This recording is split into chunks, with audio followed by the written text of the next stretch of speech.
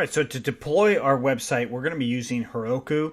Heroku is a pretty simple and straightforward hosting service that allows us to have our website on a real web address like launchwithcode.com or swiftforentrepreneurs.com. So using Heroku, we're not going to go into too much of the details. I'm just going to basically be getting you up and going quickly. If you want to know more about Heroku or how you can use Amazon Web Services with it as well, check out codingforentrepreneurs.com because we have different projects that cover all of that. So what you're going to want to do is download the tool belt for whatever system you're on. So go ahead and download the Heroku tool belt. And also you're going to want to create an account at heroku.com. So go ahead and create an account.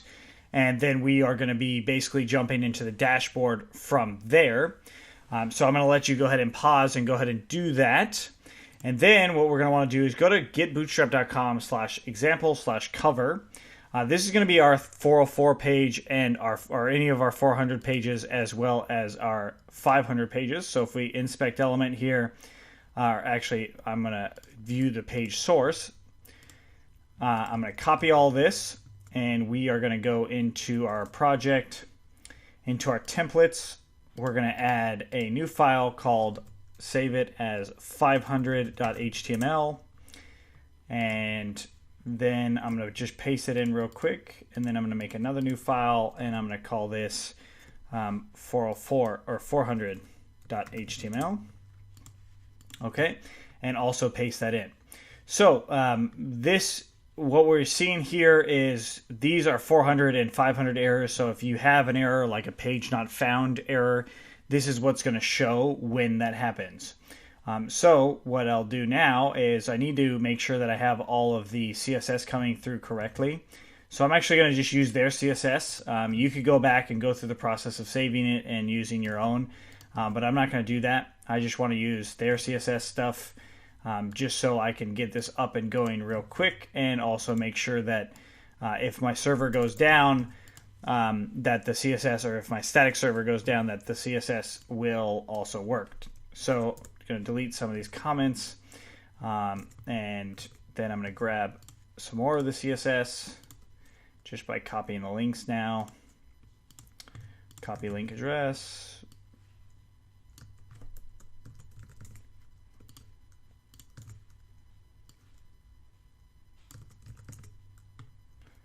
Scroll to the bottom. Oh, jQuery is already there. Copy link address.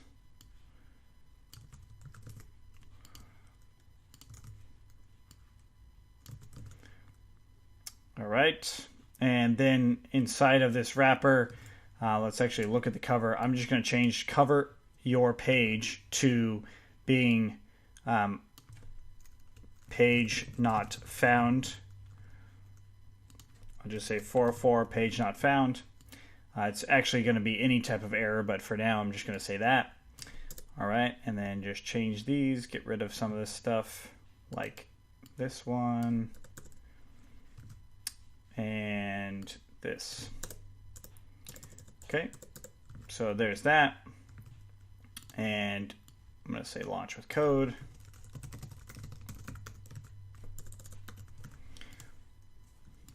Okay, so I'll let you actually go ahead and change this how you want, but I'm going to do it like that. So paste it in and put it on the 500 one. So 500 error,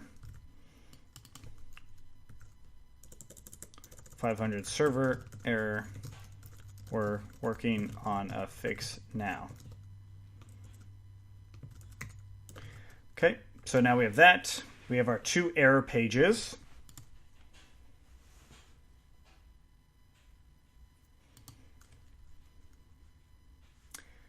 And we actually want to change this to being a 400. I saved it as 400, but I wrote 404 here. So 400 error.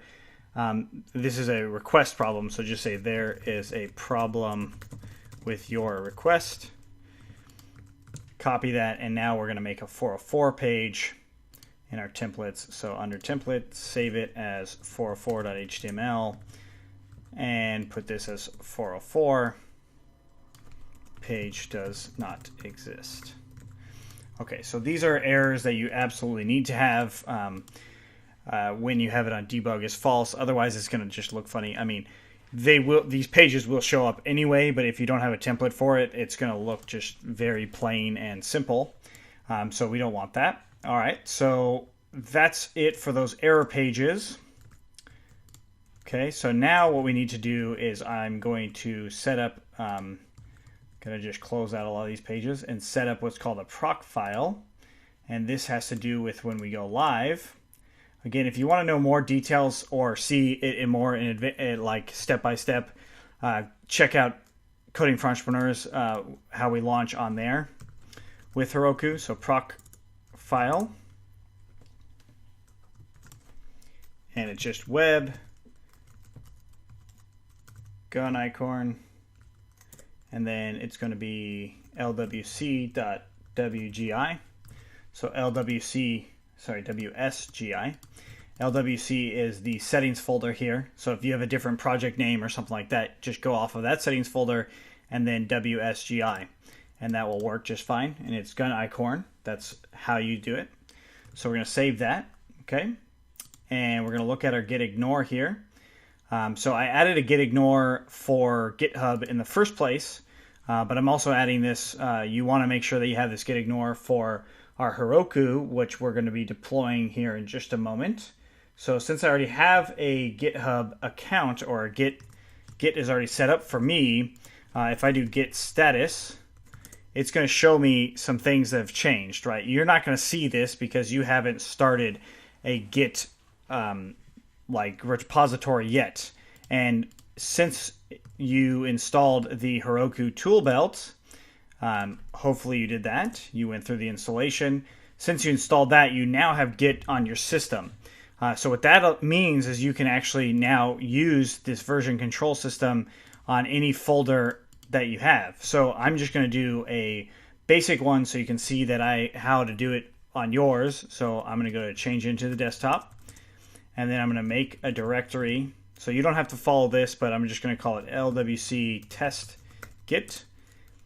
Okay, so I'm going to change into LWC test git, and I'll just do git init. So that's initializing a Git repository inside of that one folder. Now, where you're going to want to initialize it is where your manage.py folder is, and that's where you have your proc file as well. So this is where you're going to want to initialize your Git. So when you want to do git init, this is where you'll do it. And to know more about Git, we have tutorials on it. It is Coding for Entrepreneurs tutorial, so go ahead and check that out. Those will cover more about Git in more detail, at least for the basics of Git. So now that we have Git here installed and we have our proc file, we have to update our settings file to actually match our local settings.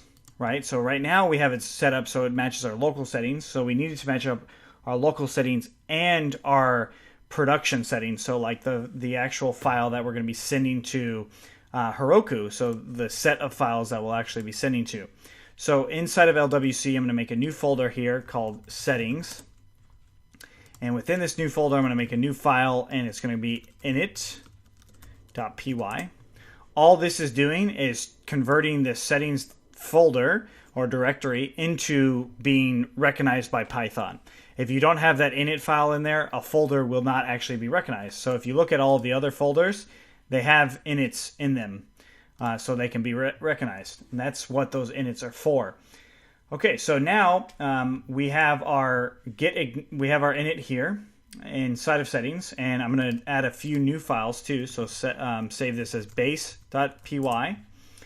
And then save a new file as local.py.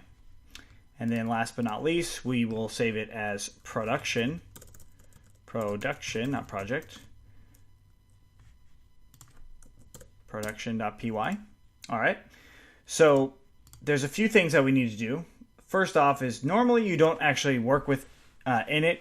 There's few exceptions that you do, but the chances are that you're a new user and you don't actually really need to use init very much. But in this case, we actually do because of how we're going to work with our production file, right? So when we actually go live, we don't want the production file, or excuse me, the local file to be used at all. We only want the production file and the base file.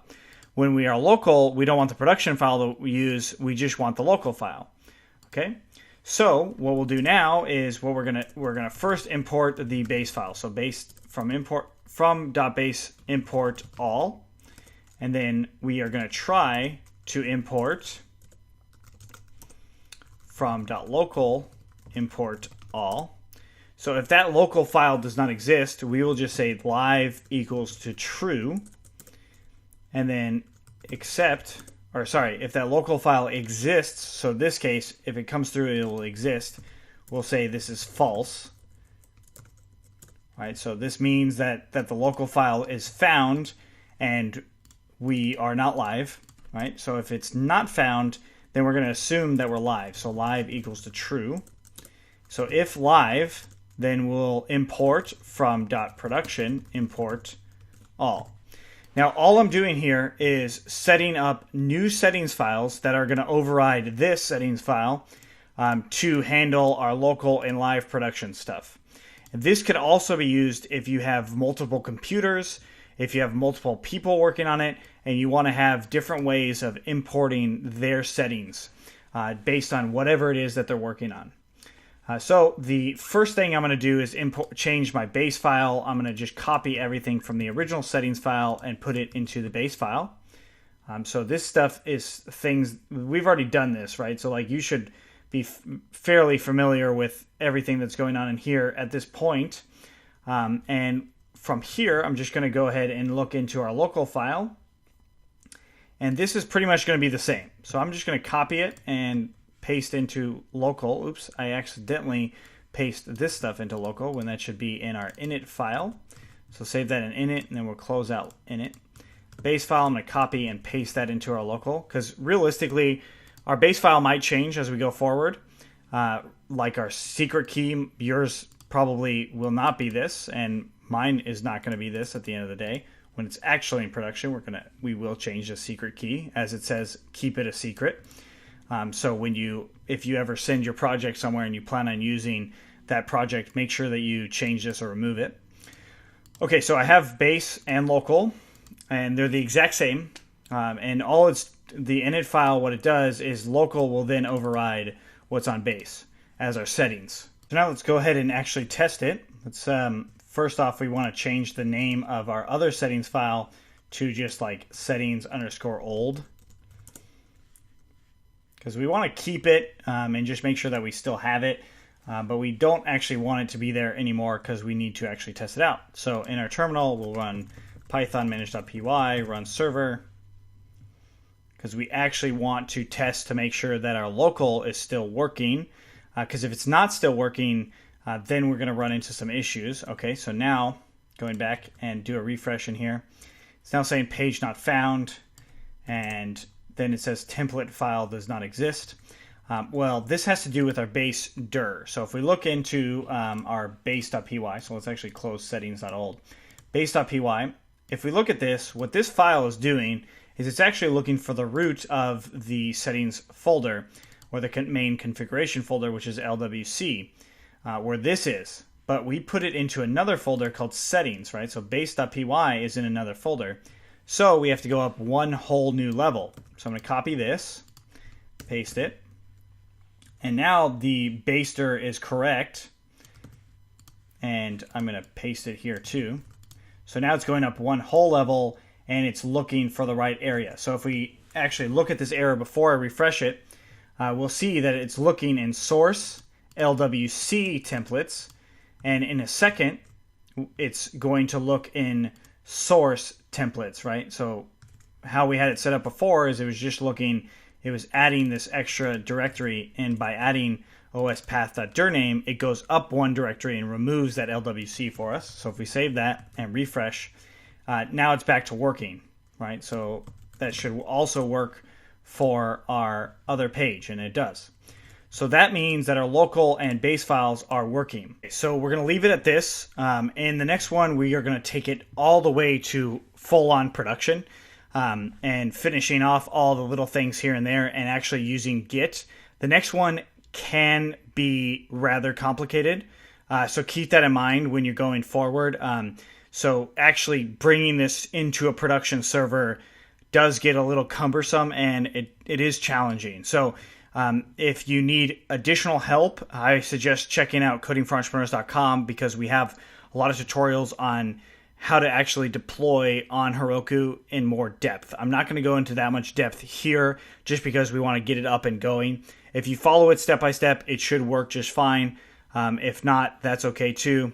I'm going to show you a couple ways on actually how to launch it also, just so you know. But the next one should be actually the last thing that you'll actually need to do with, there might be one or two changes that we'll do afterwards if there's some feedback from you guys, but realistically that next video of actually launching should be it. All right, we will see you in the next one.